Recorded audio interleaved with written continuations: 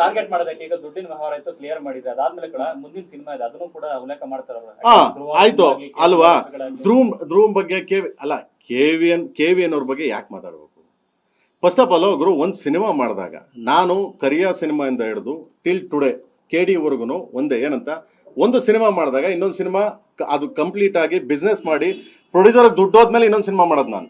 ಅಲ್ಲಿವರೆಗೂ ಇವತ್ತಿನವರೆಗೂ ಮಾಡಿಲ್ಲ. ಇಡೀ ಚಿತ್ರರಂಗ ಗೊತ್ತು, ಮೀಡಿಯಾದವ್ರಿಗೂ ಗೊತ್ತು, ಪ್ರತಿಯೊಬ್ಬರಿಗೂ ಗೊತ್ತು, ಎಲ್ಲರಿಗೂ ಗೊತ್ತು.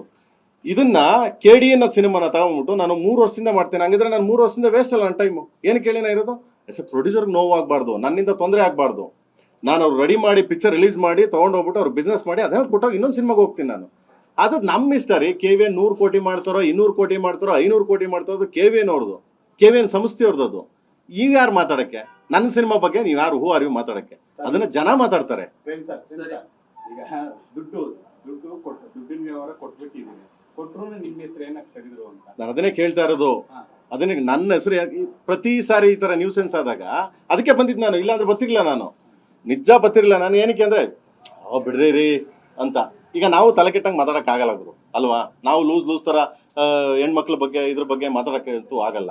ಸೊ ಅದರಿಂದ ನಾನೇನ್ ಮಾಡಿದ್ದೀನಿ. ಸೊ ಎನಿವೆ, ಇಲ್ಲಿ ನನ್ನನ್ನು ಯಾವತ್ತು ಫಿಲ್ಮ್ ಚೇಂಬರ್ ತಪ್ಪು ತಿಳ್ಕೊಬಾರ್ದು. ನೋಡು, ಪ್ರೇಮ್ ಡೈರೆಕ್ಟಾಗಿ ಕೋರ್ಟ್ಗೆ ಹೋದ ಅಂತ ಆಲ್ರೆಡಿ ಕೇಸ್ ಹಾಕಿದ್ದೀನಿ. ಕೋರ್ಟಲ್ಲಿ ಬರ್ತದೆ ಇವತ್ತು FIR. ಈಗ ಬರುತ್ತೆ. ಈಗ ಆಯ್ತು, ಯಾವ್ದು KP ಅಗ್ರಹಾರ ಕೊಟ್ಟಿದ್ದೀನಿ. ಓಕೆ, ಕೋರ್ಟ್ಗೆ ಹೋಗಿದೆ. ಈಗ ಕೋರ್ಟಲ್ಲಿ ಆರ್ಡರ್ ಮಾಡ್ತಾರೆ.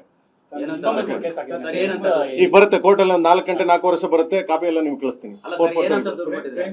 ಈಗ ಚೇಂಬರ್ಗೆ ನಿಮ್ಮ ಅಪೀಲ್ ಏನು ಸರ್? ಚೇಂಬರ್ ಅಂಡ್ ಪ್ರೊಡ್ಯೂಸರ್ ನಿಮ್ಮ ಅಪೀಲ್ ಏನು?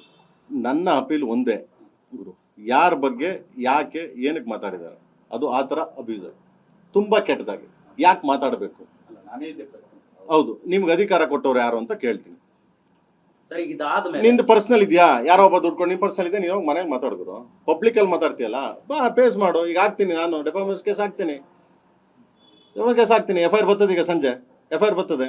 ಕಾನೂನು ಏನಿದೆ, ಕಾನೂನು ಪ್ರಕಾರ ಅರೆಸ್ಟ್ ಮಾಡ್ಬೇಕು ಬಿಡ್ಬೇಕು, ಅದು ಅವ್ರ ಇಷ್ಟ. ಕಾನೂನು ಪ್ರಕಾರ ಮಾಡ್ತಾರೆ, ಆಯ್ತಾ? ಅದಾದ್ಮೇಲೆ ಡೆಫಾಮೇಷನ್ ಕೇಸ್ ಹಾಕ್ತೀನಿ. ಎಷ್ಟು ಕೋಟಿಗೆ ಅಂತ ಕೇಳ್ತೀನಿ. ನಮ್ಮ ಲಾಯರ್ ಹೇಳ್ತಾರೆ, ಲಾಯರ್ ಹೇಳ್ಬಿಟ್ಟು ಎಷ್ಟು ಕೋಟಿಗೆ ಅಂತ ಹಾಕ್ತೀನಿ. ಬಂದು ಕಟ್ಕೊಡ್ಲಿ, ನಾನು ಕಟ್ತೀನಿ, ಕಟ್ಕೊಡ್ಲಿ. ಸರ್, ಈಗ ಇದಾದ್ಮೇಲೆ, ಈ ಘಟನೆ ಆದ್ಮೇಲೆ, ಯಾಕಂದ್ರೆ ಇಂಡಸ್ಟ್ರಿ ಅವರೇ, ಅವರು ನಿರ್ಮಾಪಕರು, ಅವರು ಗೊತ್ತಿರೋಂಥವ್ರು, ನೀವು ಗೊತ್ತಿರೋ ಯಾರಾದ್ರೂ ಮಧ್ಯಸ್ಥಿಕೆ ವಹಿಸಿ ಮಾತನಾಡುವಂಥದ್ದು ನನಗೆ ಇಂಡಸ್ಟ್ರಿ ಇದಾದ್ಮೇಲೆ ಮಗ ಫೋನ್ ಮಾಡಿದ್ದು ನನಗೆ only KVN sir, what is this non sense ಅನ್ಕೊಂಡು.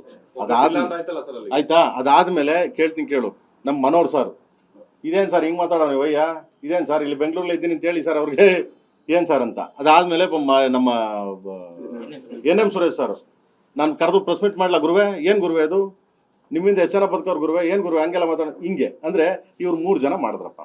ಈಗ ಅವ್ರ ಕಡೆಯಿಂದ ಏನಾದ್ರು ಉತ್ತರ ಸಿಕ್ಕಿದೆಯಾ? ಯಾಕೆ ಮಾತಾಡಿದ್ರು ಏನು ಅನ್ನೋಂಥದ್ದು, ಅಥವಾ ಹೇಗೆ ಅಂತ? ನನಗೆ ಉತ್ತರ ಬೇಡ ಬಾಸ್. ಉತ್ತರ ಕೋರ್ಟಲ್ಲಿ ಮಾಡ್ಕೊಳ್ಳಿ, ಕೋರ್ಟಲ್ಲಿ ಬಂದು ಕೊಟ್ಕೊಳ್ಳಿ. ನನಗೆ ಯಾಕೆ ಉತ್ತರ ಬೇಕು? ನನಗೆ ಉತ್ತರನೇ ಅವಶ್ಯಕತೆ ಇಲ್ಲ ಬಾಸ್. ನನಗೆ ಉತ್ತರನೂ ಬೇಡ, ಅವ್ರ ಕಡೆಯಿಂದ ಏನೂ ಬೇಡ. ಏನಕ್ಕೆ ಅಂದ್ರೆ ತುಂಬಾ ಕೆಟ್ಟದಾಗಿ, ತುಂಬಾ ಅವ್ರು ಹೇಳ್ತಾರಲ್ಲ ಏನೋ ಹಸುಗಳು ಇದು ಬೆಳೆದು ಮುಂದವನು ಏನೋ ಹೇಳ್ತಾರೆ. DK ಶಿವಕುಮಾರ್ ಅವ್ರ ಬಗ್ಗೆ ಮಾತಾಡಿದ್ರು. ಏನಂತ, ಎಲ್ಲೋ ಪೆಟ್ರೋಲ್ ಕಾಸಿರ್ಲಿಲ್ಲ ಕೊಟ್ಟೆ ರೀ ಸ್ವಾಮಿ. ಒಂದು ತಿಳ್ಕೊಳ್ಳಿ ಏನದು ಅಂದ್ರೆ ನಾಲೆಡ್ಜ್ ಇದ್ರೆ ನಿಮಗೆ ಏನಾದರೂ, ನೀವು ನಾನು ಕರೆಕ್ಟಾಗಿದ್ದೀನಿ ಆರಾಮಾಗಿದ್ದೀನಿ ಅಂದರೆ ತಿಳ್ಕೊಳ್ಳಿ. ಪ್ರತಿಯೊಬ್ಬ ಬರೋದು ಭೂಮಿಯಿಂದನೇ, ಪ್ರತಿಯೊಬ್ಬ ಲೋ ಲೆವೆಲಿಂದನೇ ಬರೋದು. ನಾವು ಅಲ್ಲಿಂದನೇ ಬಂದಿದ್ದು. ಹೊಸ ದನ ಎಮ್ಮೆ ಮೇಸ್ಕೊಂಡೇ ಬಂದಿದ್ದು. ಇವತ್ತು ಎಮ್ಮೆ ಕಟ್ಟಿದ್ದೀವಿ, ಇವತ್ತು ಹೊಸ ಕಟ್ಟಿದ್ದೀವಿ. ಇವತ್ತೂ ನಂದು ದೊಡ್ಡ ಡೈರಿ ಮಾಡಿದ್ದೀನಿ ನನ್ನ ತಾಯಿ ಹೆಸರಲ್ಲಿ. DK ಶಿವಕುಮಾರ್ ಅವರು ಅಷ್ಟೇ. ಪೆಟ್ರೋಲ್ ಕಾಸಿಲ್ಲ ಅಂದರೆ ನೀನು ಕೊಟ್ಟಿದ್ಯೋ ಬಿಟ್ಟಿದ್ಯೋ ಅವ್ರಿಗುಂಟು ನಿನಗುಂಟು, ಆಯ್ತಾ? ಬಟ್ ಇವತ್ತು ತೊಗೊಂಡೋಗ್ಬಿಟ್ಟು ಕರ್ನಾಟಕ ಆಳ್ತವ್ರೆ DCM, ಆಯ್ತಾ? ಆ ರೇಂಜ್ಗಿದ್ದಾರೆ. ಅಂದರೆ ಪ್ರತಿಯೊಬ್ಬ ಬರೋದು ಇಲ್ಲಿಂದನೇ, ಲೋ ಲೆವೆಲಿಂದನೇ. ಯಾರೋ ಹಪ್ಪು ಎಲ್ಲಿಂದ ಬರ್ತಾರೆ, ಹೆಂಗೆ ಬಂದ್ಬಿಡ್ತಾರೆ? ಇವರೇನು ಹುಟ್ಟಿದ ತಕ್ಷಣ, ಇವ್ರ ಅಪ್ಪ ಅಮ್ಮ ಹುಟ್ಟಿದ ತಕ್ಷಣ ಏನು ಮೈಸೂರು ಮಹಾರಾಜ ಕಿರೀಟ ಹಾಕಿ ಹುಟ್ಟಿಸಿದ್ರಾ? ಇದ್ರಾ? ಇಲ್ಲ ತಾನೆ. ಚಿಕ್ಕದ್ರಿಂದನೇ ಬರೋದು.